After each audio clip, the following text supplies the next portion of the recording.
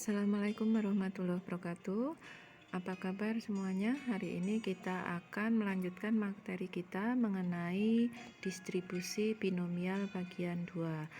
Sebelumnya kita telah membahas mengenai materi variabel acak dan juga fungsi distribusinya. Nah, sebelum kita masuk ke distribusi binomial sendiri, kita lanjutkan dulu sedikit mengenai fungsi distribusi, tapi di sini adalah fungsi distribusi kumulatif variabel acak X.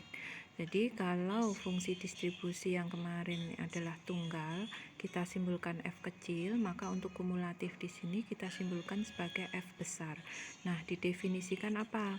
Fx sama dengan P, X kurang dari sama dengan X, sama dengan sigma dari Fx untuk X kurang dari sama dengan X.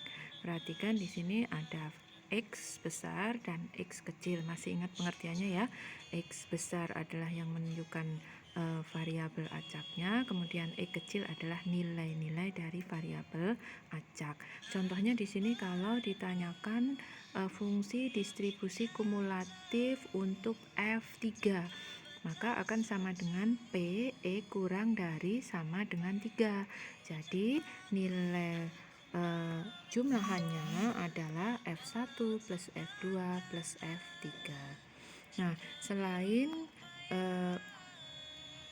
bentuknya dalam Fx, maka fungsi distribusi kumulatif ini juga dapat dinyatakan dalam bentuk fungsi yang lain seperti pada gambar di bawahnya ini ya, yaitu Fx sama dengan bernilai 0 pada saat X lebih dari min tak hingga dan X kurang dari X1.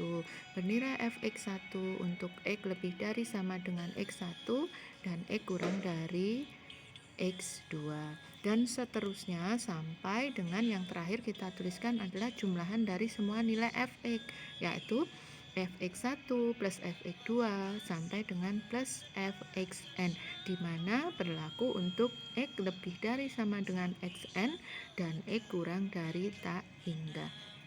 Nah, lebih jelasnya contoh soal yang lain dapat kalian lihat pada referensi buku paket matematika peminatan halaman 206 sampai dengan 207.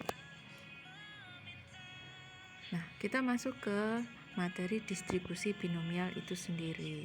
Apakah itu percobaan binomial? Percobaan binomial di sini adalah percobaan acak yang memberi hanya dua hasil yang mungkin, yang selanjutnya kita sebut sebagai percobaan Bernoulli. Jadi hanya dua hasil yang mungkin. Nah, dikatakan Bernoulli di sini sesuai dengan nama penemunya, yaitu matematikawan asal Swiss yang bernama James Bernoulli. Nah, ini ada gambarnya ya. Ya. Nah, sedangkan eksperimen binomial sendiri apa? Yaitu suatu eksperimen yang terdiri atas percobaan Bernoulli yang diulang n kali dengan pengembalian. Sedangkan variabel acak X yang menampilkan banyak sukses dalam n percobaan bebas kita sebut sebagai variabel acak binomial, di mana X-nya adalah anggota dari bilangan cacah. Sedangkan distribusi probabilitasnya kita sebut sebagai distribusi binomial. Ya. Nah, kita lihat ciri-ciri dari eksperimen binomial itu sendiri. Yang pertama, binomial. B, ini ada kata B, itu berasal dari kata B artinya adalah dua, yaitu artinya setiap kejadiannya ini terjadi dari dua kemungkinan. Nah, dua kemungkinan ini selanjutnya kita sebut sukses dan gagal. Sukses itu biasanya adalah kejadian yang diinginkan dalam soal, kemudian gagal adalah yang tidak diinginkan. Kemudian yang kedua, ciri-cirinya adalah probabilitas sukses atau peluang sukses, selanjutnya disimbolkan dengan P, selalu sama untuk setiap percobaannya. Jadi pada saat contohnya kita melantunkan satu buah koin sebanyak 3 kali, maka pada saat pelemparan yang pertama, peluang muncul angka adalah setengah. Nah, selanjutnya pada pelemparan kedua peluang muncul angka pun setengah. Ya, untuk yang ketiga peluang muncul angka pun masih sama adalah setengah. Jadi selalu sama untuk setiap percobaan. Selanjutnya, ciri-ciri yang ketiga adalah percobaan saling bebas. Percobaan saling bebas artinya di sini antara percobaan pertama dengan yang selanjutnya ini tidak saling mempengaruhi. Kemudian yang terakhir adalah variabel acak X adalah jumlah total sukses dalam N percobaan. Jadi di situ disebutkan pasti yang diminta suksesnya berapa dari berapa kali total percobaan. Ya. Kita lihat masalah seperti apa yang merupakan masalah binomial. Sebuah koin seimbang dilantunkan 5 kali. Berikan alasan mengapa variabel acak X yang menampilkan banyak muncul sisi gambar dalam 5 kali lantunan termasuk suatu variabel acak binomial. Nah, kita cek ciri-cirinya apakah memenuhi. Yang pertama, hanya ada 2 hasil yang mungkin. Ya, di sini adalah melantunkan sebuah koin. Jadi ada 2 kemungkinan saja. Kalau tidak muncul sisi gambar, pasti muncul sisi angka. Seperti itu ya. Jadi hanya ada 2 kemungkinan. Kemudian yang kedua, untuk peluang percobaan sukses P, ya, peluang sukses P pada 5 kali pelantunan koin itu selalu sama. Pelantunan pertama peluang suksesnya misalnya muncul gambar di sini, yang diminta gambar adalah setengah. Peluang pelantunan kedua juga bernilai setengah, sampai dengan pelantunan yang kelima peluang muncul gambar masih bernilai sama, yaitu setengah. Kemudian yang ketiga, pada setiap pelantunan tidak mempengaruhi peluang pelantunan yang lain. Jadi pada pelantunan yang pertama peluangnya setengah. Nah, pada pelantunan yang kedua tidak ada pengaruhnya dari hasil pelantunan yang pertama. Kemudian yang terakhir, jumlah total sukses dari percobaan sebanyak N5. Jadi banyaknya percobaan adalah 5 kali. Dari sukses yang diinginkan berapa, seperti itu. Nah, dari sini bisa kita simpulkan variabel acak X yang menampilkan muncul sisi gambar sebanyak 5 kali merupakan suatu variabel acak binomial. Nah, sedangkan rumus dari distribusi peluang binomial apa? Untuk eksperimen binomial di mana peluang sukses P dan peluang gagal Q yaitu komplement dari P bisa kita cari dari 1 min P untuk setiap percobaan. Kenapa 1 min P? Karena peluang kepastian adalah bernilai 1. Jika peluang sukses itu P, maka peluang gagalnya pasti 1 min P.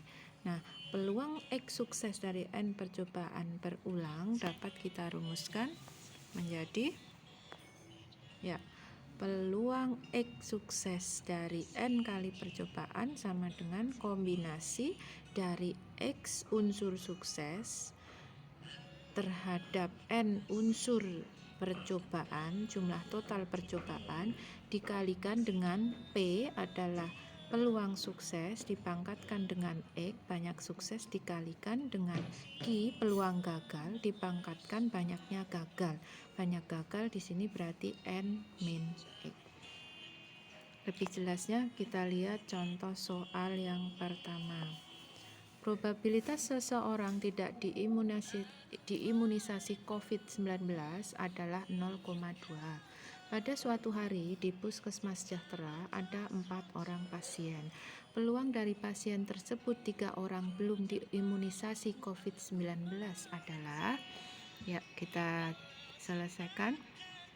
Perhatikan dulu di soalnya, ternyata soal ini merupakan suatu eksperimen binomial karena memenuhi ciri-cirinya.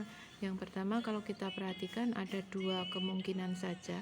Yang pertama, kalau kita anggap sukses ini adalah yang ditanyakan, adalah yang belum diimunisasi, maka kita anggap sukses belum diimunisasi. Yang sudah diimunisasi berarti kita anggap gagal. Kemudian yang ciri-ciri kedua adalah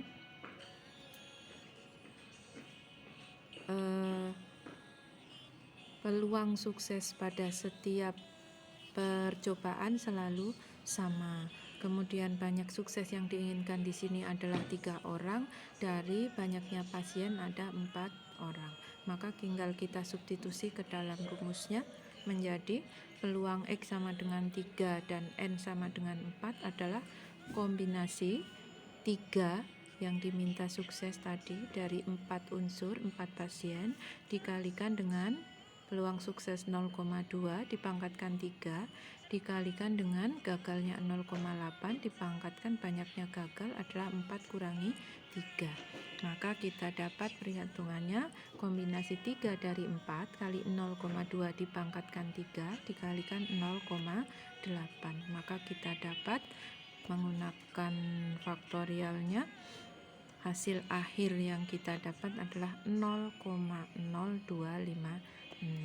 Jadi dapat kita ambil kesimpulan peluang dari 4 pasien tersebut 3 orang belum diimunisasi adalah 0,0256. Selanjutnya contoh yang kedua.